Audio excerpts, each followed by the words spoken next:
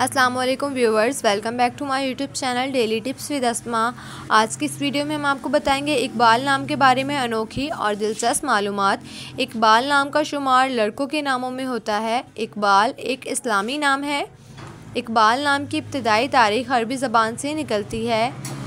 इकबाल नाम के अफराद के लिए खुशकिस्मत नंबर 4 माना जाता है। एक माहिरीन के मुताबिक इकबाल नाम के लड़के बहुत शरीफ होते हैं। इकबाल नाम का मतलब है शान और शौकत। इकबाल नाम के लड़कों के लिए खुशकिस्मत दिनों में सोमवार और जुम्मे का दिन शामिल है। इकबाल नाम के अफराद के लिए मुवाफिक रंगों में नीला और सब्ज़ रंग शामिल है।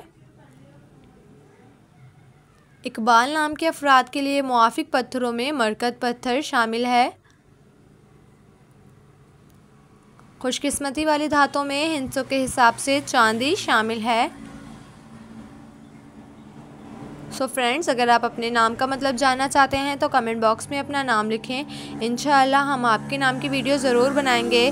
Thanks for watching. अल्लाह हाफिज़।